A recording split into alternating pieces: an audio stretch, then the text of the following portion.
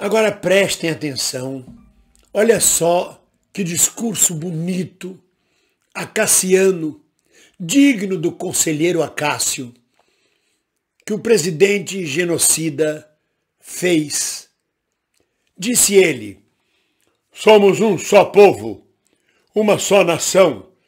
Entre nós não há essa ou aquela cor, não há esse ou aquele sexo, não há essa ou aquela classe social. Entre nós há brasileiros que temem a Deus, que defendem a nossa pátria amada, chamada Brasil, que respeitam a família e que amam a liberdade. É um discurso digno do conselheiro Acácio.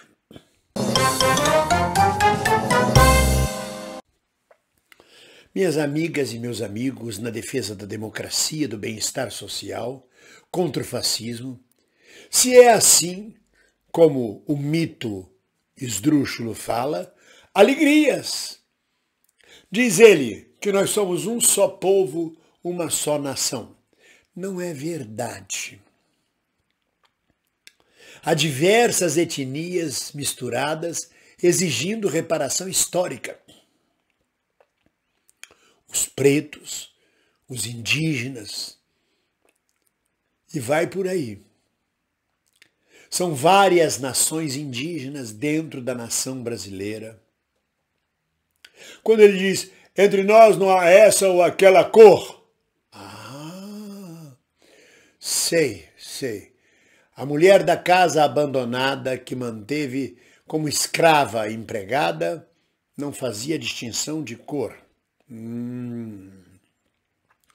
Aquele casal na passeata da Paulista, que estava com a bandeira do Brasil nas costas e fazia a babá preta empurrar o carrinho do bebê, uniformizada, também não fazia distinção de cor. Certo. O congolês que foi espancado até a morte na Barra da Tijuca, os outros pretos que foram espancados até a morte no Carrefour e em outros supermercados, não há distinção de cor. Não há essa ou aquela cor, claro. Não há esse ou aquele sexo, perfeito, Bolsonaro. Quando você declara, se eu tivesse um filho viado eu matava ele, quando você diz que na quarta vez, ou quinta vez, você deu uma fraquejada e aí nasceu uma mulher, não há esse ou aquele sexo. E por último, quando você diz que Joãozinho, que nasce Joãozinho, tem que ser Joãozinho a vida toda, reflete bem o seu pensamento de que não há esse ou aquele sexo. E quando diz que não há essa ou aquela classe social, então isso aí no Brasil é perfeito. Quando, por exemplo, um trabalhador é despejado de casa com mulher e 3 filhos, sempre há uma casa num condomínio de luxo que abre as portas para recebê-los até eles reorganizarem a vida. Porque não há distinção de classe social entre quem mora no condomínio de luxo e quem mora na comunidade, né? Vai ser mentiroso assim na casa do cacete. E ainda diz mais, entre nós há brasileiros que temem a Deus. Isso não muda nada. Você pode temer ou não temer a Deus. Depende se você crê ou não crê em Deus. Depende de quem é. Então, há brasileiros que temem a Deus? Isso quer dizer o quê? E que diz depois, que defendem a nossa pátria amada, chamada Brasil. Ele precisa dizer que a pátria amada chama Brasil, porque senão ninguém nem sabe quem é a pátria amada. E ele defende como ninguém a nossa pátria amada. Ele vende a Petrobras, ele vende a Eletrobras, ele vende as riquezas do Brasil, ele bate continência para a bandeira americana, ele vai ao Joe Biden pedir para interferir nas eleições brasileiras, ele entrega de bandeja, chama 40 embaixadores para se queixar do processo democrático brasileiro. Como ele defende a nossa pátria amada, não é verdade?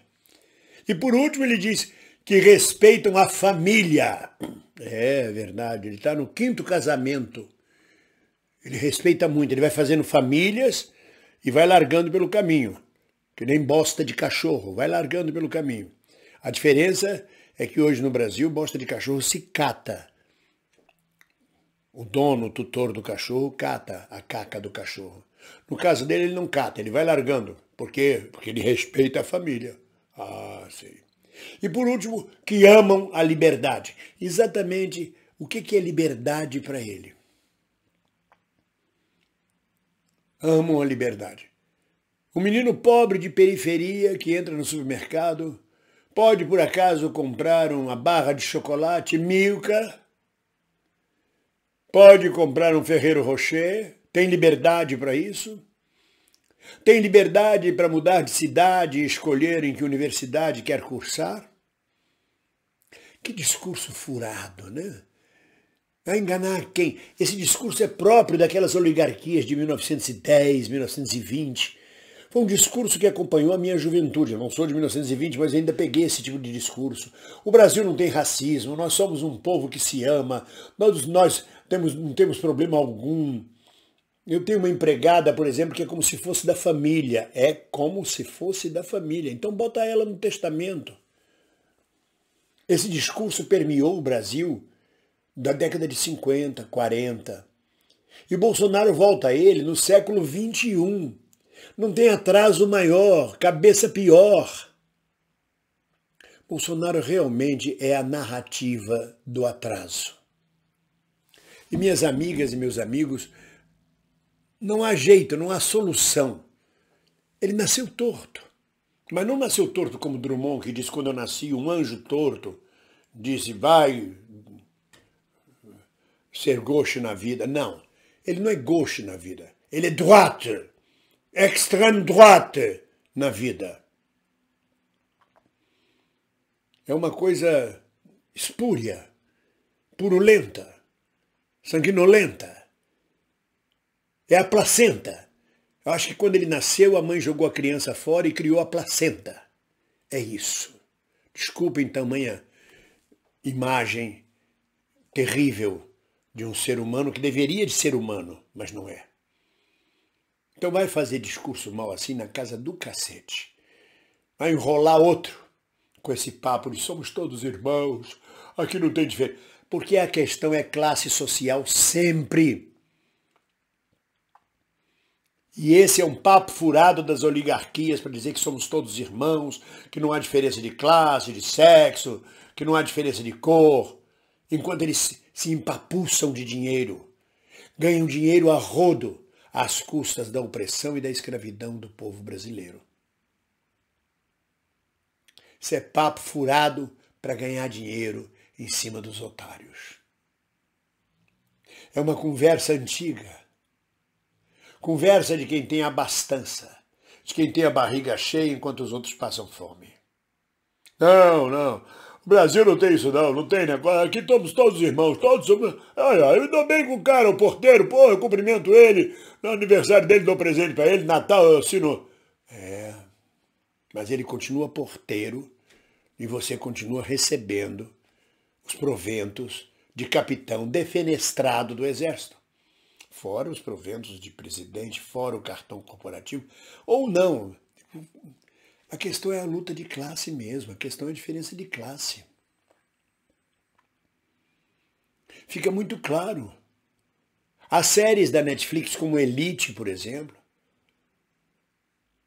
Há uma outra série gay, eu não sei o nome dela agora, não me lembro, mas é o príncipe da Suécia, que vai estudar num colégio interno e se apaixona por um garoto pobre no colégio. Está lá claríssima a luta de classe. Quem se ferra sempre é o garoto pobre. O príncipe sai por cima, porque em última análise ele é o príncipe.